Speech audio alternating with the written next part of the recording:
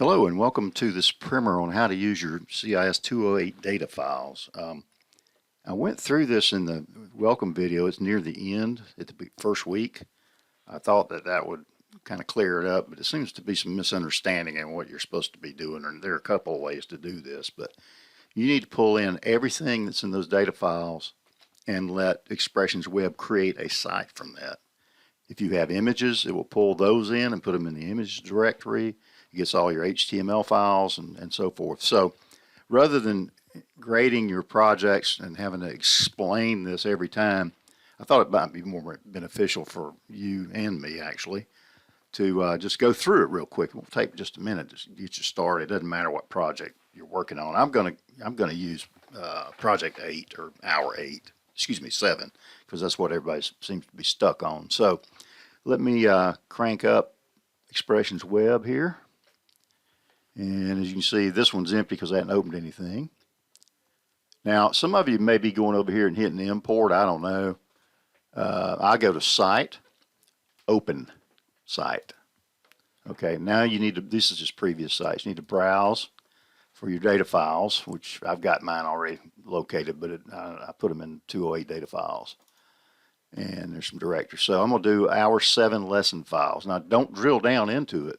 That's the home directory, and that's what you'll zip up when you're finished, okay? Now let's see, keep an eye over here and see what happens.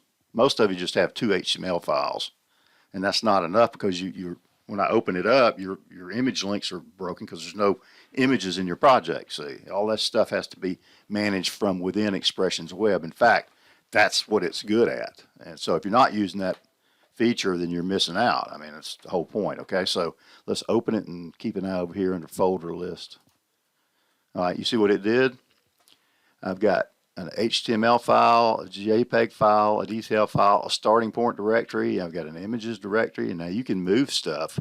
It's already got some stuff in there. You can put this JPEG in there just by drag and dropping it. In fact, I'm not sure exactly why it put them here, but it must have had a reason for links and relative links and so forth. So you can see now, if you zip this file up right here, and you go to, well, it's not going to let me do that, is it? Yeah. See, at the very end, it says hour 7 lesson files. That's that last directory, the outermost directory that contains all of this. You go to that hour 7 file or hour 8, whatever it happens to be, and you right-click on it, and you zip it up. And that's the file, the .zip file that you will submit for grading, because what I do is I unzip it and open it in Expressions Web and view it. That's all I do. Okay, so this is the tool you need to be working with. And I know there's some misunderstanding there. Some of it could be the book. Some of it could be maybe I didn't make it clear in the welcome video because a lot of people don't even watch it, even though I assign it. And it's important, you know, to watch these things regardless of the class because they're out there for a reason. It's not just me saying, oh, hello, blah, blah, blah. Most of my welcomes, I'll say that, but then I'll go in and get you ready to sort of submit your work and how to get into the routine. So that's basically it, and hopefully this will fix it, okay? So, but don't worry, I mean, I always let you resubmit it, but I have to have all this information that you see here and more if it's, you know, as we go along.